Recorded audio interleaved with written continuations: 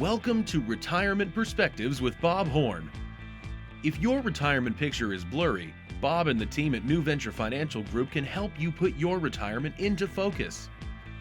Bob strives to understand all of your financial needs to help guide you on the path to your retirement goals.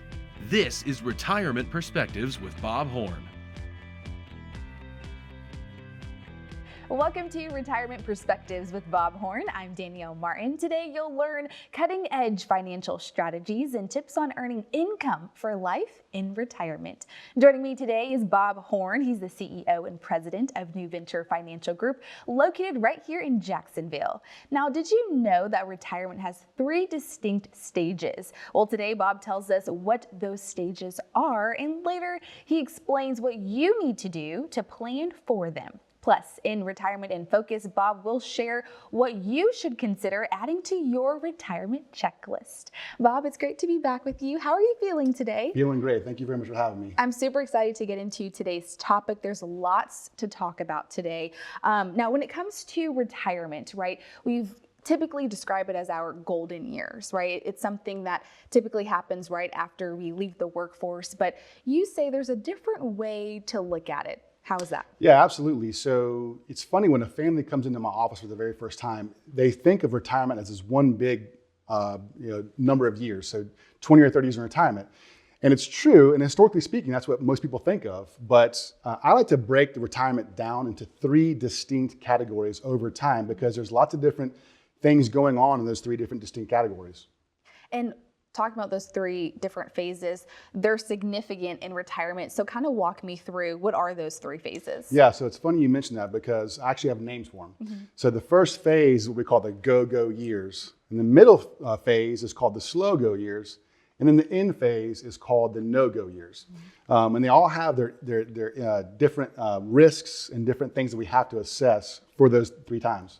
Now, take me through each phase because I want each of us to understand what they mean. They come with different challenges. The first phase you talked about was the go-go years. I'm assuming this is where we're a little bit active during our active years in retirement. Talk about this stage. Yeah, this is one of my favorite phases because at my office, when somebody comes in, one of our families comes in for their annual review, we call it AST, Annual Strategy and Tactical Meetings, where we sit down at least once per year and kind of go over everything. And oftentimes what we'll get during that conversation is pictures of the vacations and the cruises and the grandkids and all the things they're doing in the retirement. They're really enjoying it. So we call this 10-year segment of time between 65 and 75, generally speaking, the go-go years. Those years will look very similar to what you've been living the last 10 or 20 years. You're on the go, you're doing a lot of things. You're enjoying the toys, the boats, the motorcycles, all that kind of thing. Mm-hmm. All the vacations you're taking, the grandkids. So it's a very active time that we look at that first 10 years or so in retirement. So Bob, when we're talking about the go-go years, this is where people should be really looking for a financial advisor. Why is that? It really is because there's a certain risks that are in retirement those first 10 years. I kind of equate it kind of like to a football game. Mm-hmm. When you get close to the end zone, you can't afford to fumble the ball. You have to get points on the board. It's really crucial.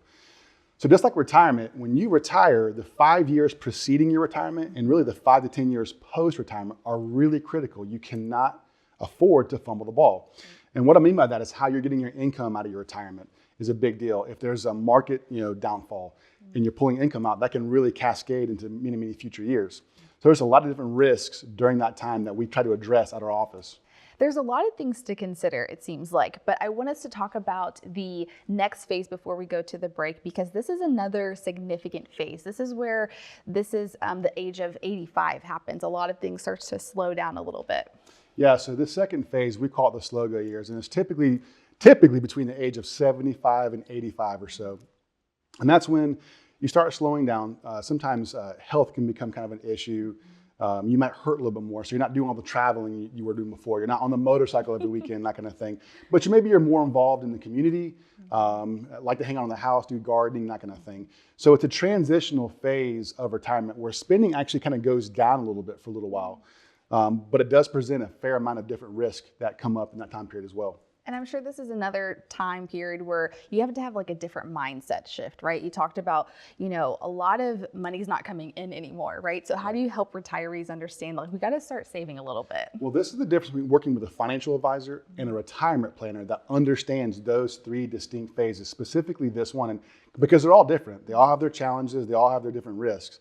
And that's why working with a retirement planner that's trained to do this is very valuable for someone in retirement. And I know you and your team is very reliable. You've been doing this for 15 plus years. Absolutely, yeah. So I have a certification also called the RICP, Retirement Income Certified Professional. That's what I do. It's what we do at our office, is we work with people specifically in retirement and in their income. Bob, this is the time that we do need a financial advisor, right? There's a lot of things to consider during this time. There's even that third phase that we're going to get into after the break. So up next, we're going to be discussing the third and final stage of retirement. Bob tells us more about that and how to prepare for it. And later in Retirement in Focus, Bob explains what needs to go on your retirement planning checklist. That's next. We'll be right back. Planning for retirement can be complicated. Helping create income that lasts, making sure your healthcare is covered, investing while managing risk, and don't forget about taxes. If you're overwhelmed, you're not alone. The good news is we have what you need to give you confidence to start planning for your ideal retirement, all in one convenient resource. You'll get answers to some of your biggest retirement questions in this easy-to-understand, practical resource. And best of all, there's no cost to you. Take the first step toward a confident retirement and get yours today. How does your future look in retirement? When you don't have a strategy, the future might look a little fuzzy. But with someone asking the right questions and helping you learn where you truly stand, it can become easier to work towards your goals. You need a plan to help generate income that will last as long as you need it. And the first step to creating an income plan is an analysis of where you are now. Let us help you bring your retirement into focus with your free income analysis today.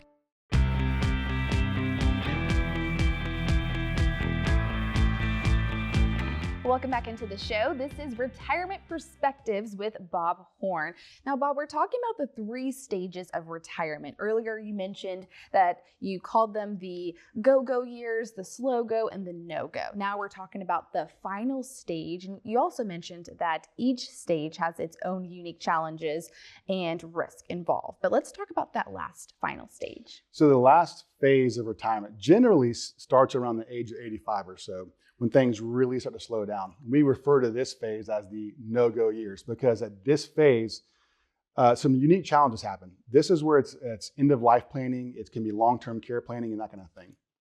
I often tell clients in my office that the one thing the good Lord didn't tell us the day we were born was the day we're going to pass away. It is inevitable and it's going to happen. Yeah. And so this last phase, this last 10 to 15 years generally of your life, are where you have to make sure that we can pass assets to the next generation efficiently and effectively and that kind of thing. So this is the time that I'm sure many people really do need a financial advisor, right? The no-go years, there's a lot of things that we could be overlooking, especially when it comes to our will, right? Sure. So this is the difference between a financial advisor and a retirement planner. A retirement planner is specifically trained to deal with all phases of retirement, but really this last one, which can present some challenges. The first one is estate planning. This is where it really comes into play. The ability to pass assets efficiently to the next generation, if you will, the kids typically. But it can also be nonprofits, that kind of thing. And so there's a lot of things that go into estate planning. Now, I'll be the first one to tell you that I'm not an attorney. I don't want to be one. But we can have those conversations at our office, and we can certainly refer folks to quality estate planning attorneys, elder law attorneys, people that work in that area. I know this time in retirement can be overwhelming. There's a lot of information out there. You don't know really what to trust, but there are some risk involved, especially in this final phase. Kind of take me down that route. What are some things that we need to be considering here? Yeah, so number one, inflation is a big situation here. So this is where inflation can really start sinking its teeth into our retirement plan if it's not planned for 20 years prior to that. So we deal a lot with inflation and that kind of thing. Also in this phase, housing. In these no-go years, you have to worry about getting around the house effectively and efficiently. So where do you live at? Do you live in a 2-story house or a 1-story house? That's also an issue.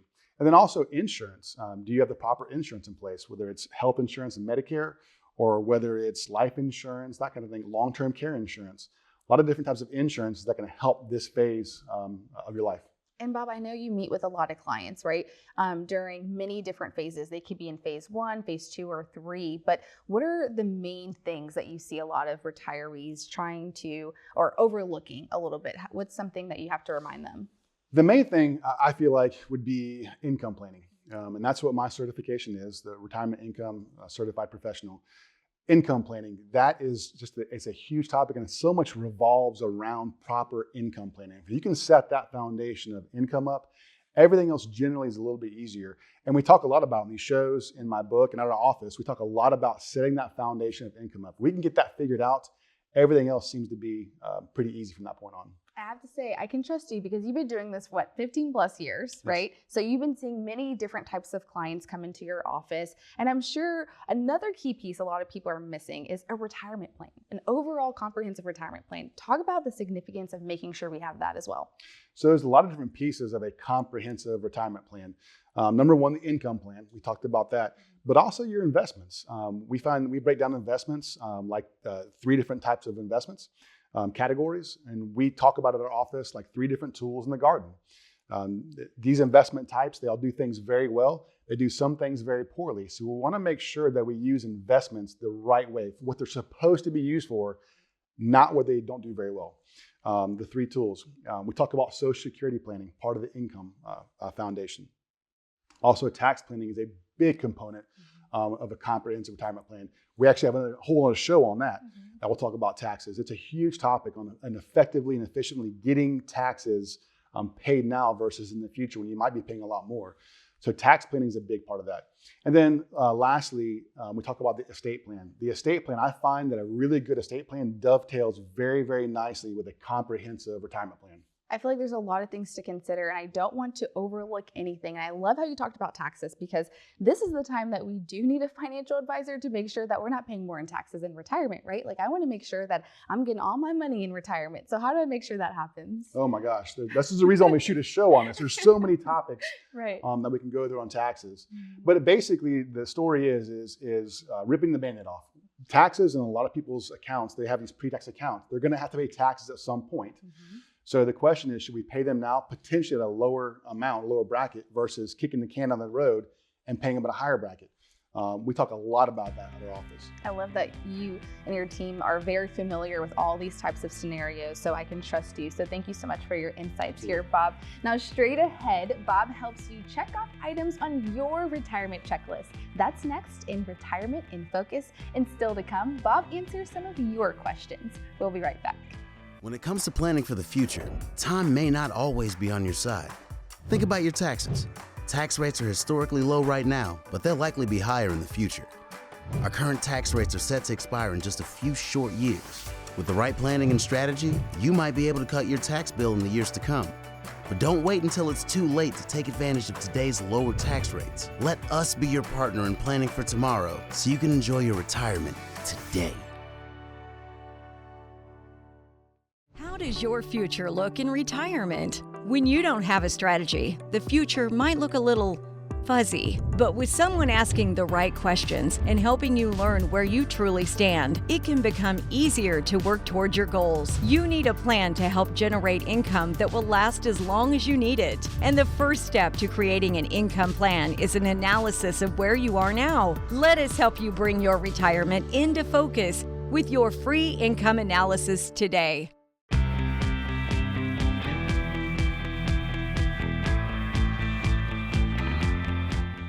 In today's Retirement in Focus, Bob explains what you should consider adding to your retirement planning checklist to help you get ready for this next phase of life. Bob? Thanks, Danielle. In today's Retirement in Focus segment, we're going to talk about your retirement planning checklist. So if you're going into retirement or you're already in retirement, what are some of the things that you need to be paying attention to during that time? So the first thing we always talk about at our office is understanding your sources of income. So we equate this a lot to building the foundation of your house. So I'm sure, as you guys know, in your house, you don't really want to have a lot of cracks in your foundation. So the same thing goes with the income foundation. We build this for you. We don't want to have any cracks in your foundation. We want to talk about some very sure ways of getting income in retirement. So some sure sources of income in retirement can be Social Security, maybe your pension. Could also be some real estate. If you got some real estate properties, they're going to provide you with a typically consistent level of income. However, if those sources of income aren't enough to fill up that foundation, sometimes we have to use some of your investments to fill that gap. And that's okay. It's a pretty typical thing. But we want to make sure, and there's a number of ways to do that, but we want to make sure is that those ways of producing that income, again, are very sure. We don't want to have any kind of cracks in our foundation. The second thing is basically a budget and a spending plan. Now, as a retirement planner, within reason, I don't really care what you're spending the money on, so I don't like doing budgets. However, we do want to have a spending plan. So the way that we coach our families when they come into our office on how to do this is what we call a 12-month bank statement exercise. So if you have online banking, you can typically pull up your bank statements, and somewhere on there, it's going to have your total monthly algo, your total monthly expenses. And the cool thing about this is that it doesn't lie. It's going to catch all of your expenses on a monthly basis. And so we ask families to go through 12 months, pull those statements, and write that number down. So in a year's time, there should be 12 numbers. Add those up and average them out. That's going to give you your average monthly expenses. That's what you're using to live your life. Now, there will be some anomalies, things where maybe you had to replace a roof, or you took a big vacation, or maybe you replaced an air conditioning unit. And so some months during that year maybe look much, much higher. That's okay.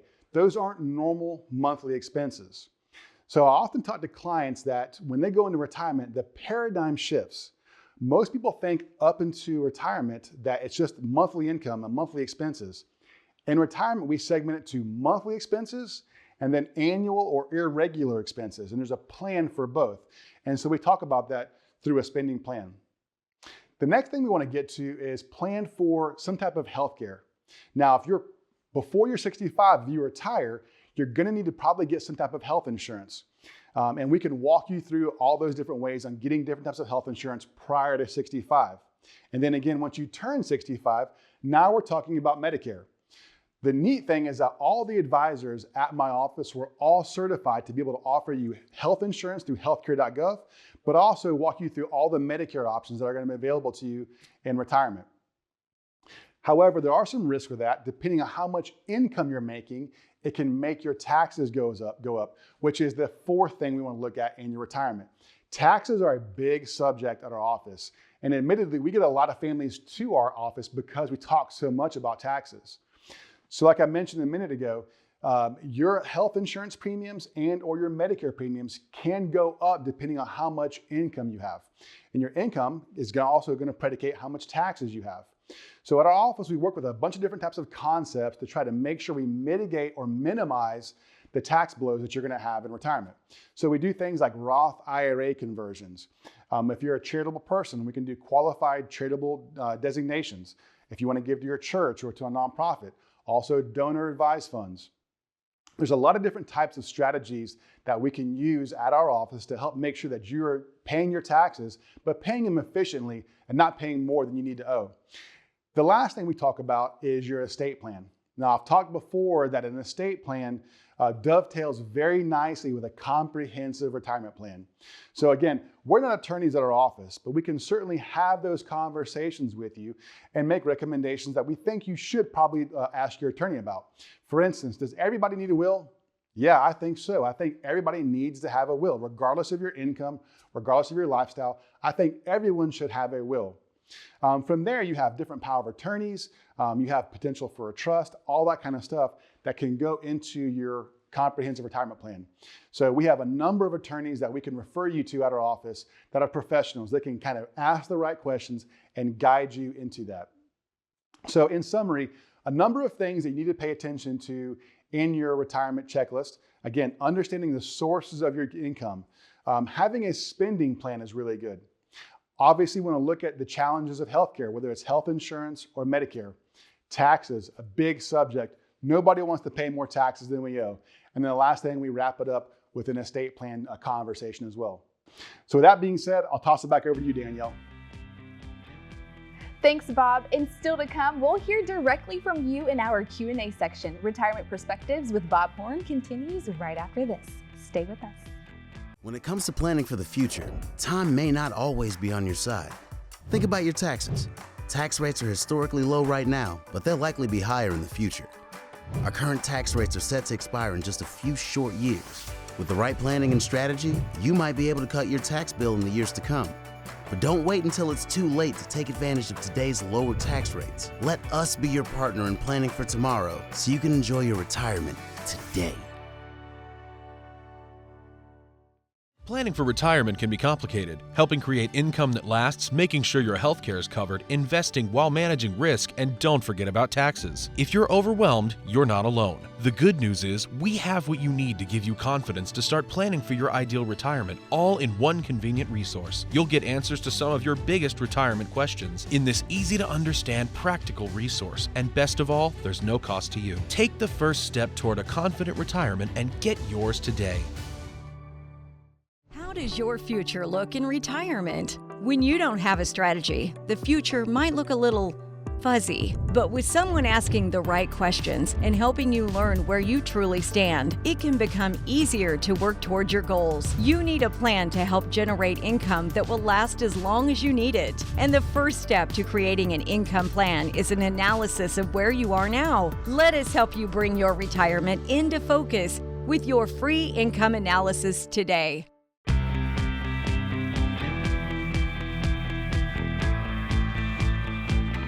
Welcome back into the show. Now it's time to get to some of your questions that you have for Bob today. Bob, are you ready? I am. Let's go. I'm super excited. This is our favorite part of the show. So here's our first question from Jean in Mandarin. She says that my husband and I are getting ready to retire this year. Now, many years ago, we purchased an annuity from our bank. So how do we know if an annuity makes sense for us?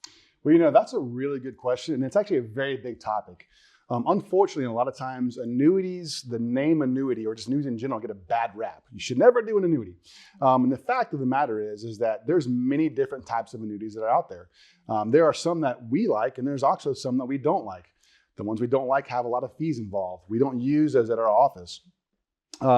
But to address that annuity question, whether it's good or bad, there's really a couple of things that revolve around it. So the first thing I always talk about when somebody's interested in an annuity is the liquidity, meaning access to your money.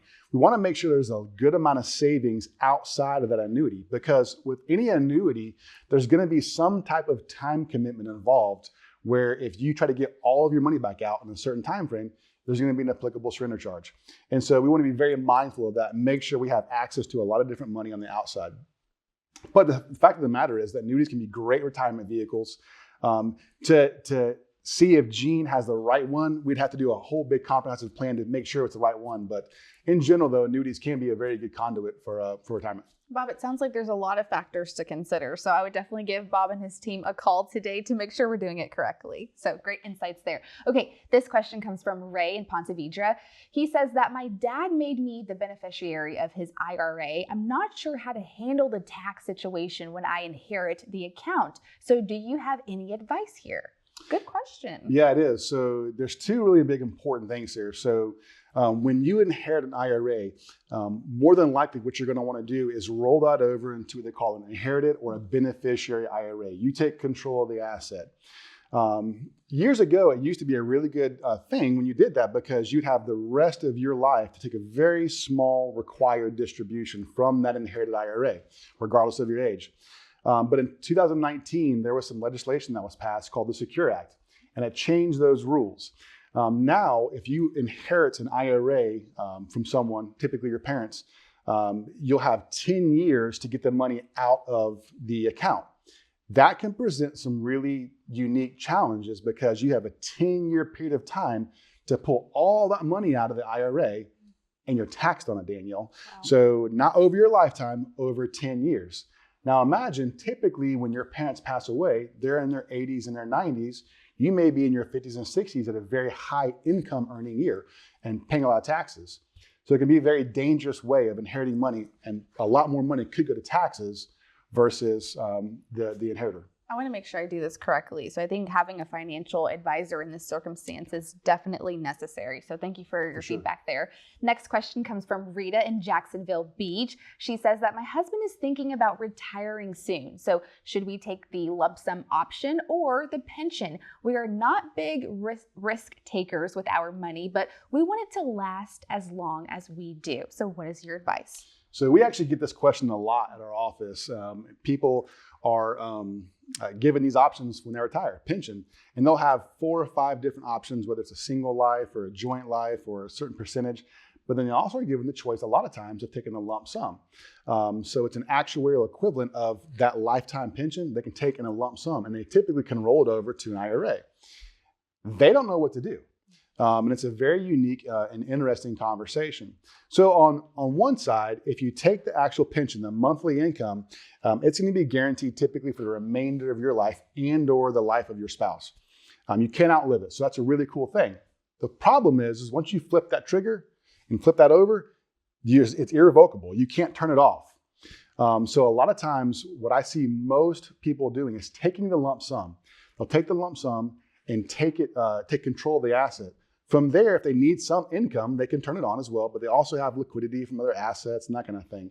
So it's a bigger conversation. We can actually do that planning at our office to make sure you're making the right choice and cover the pros and cons of either one of those choices. It sounds like you have a lot of options here, so that's good. For sure. Good to consider. Okay, we have time for one more question. This is Chuck in Nocatee. He says that I turned 59 and a half this year, and my 401k plan lets me do a rollover at that time if I want. So I think I'll work until I'm at least 65. So what is your opinion about doing a rollover while you are still working? I like that question. Yeah, simple answer, yes. I like it a lot. So at the age of 59 and a half, typically you can actually do a qualified rollover from your 401k to an IRA prior to your retirement. It's really neat because now, again, you can take control of that asset. Typically in your 401k, you're going to have 20 or 30 different options, not a lot available. When you roll it out, you have the entire universe of investments that are open to you, and you take control of that asset. It can be managed. Also at that time, you can then start working on your taxes.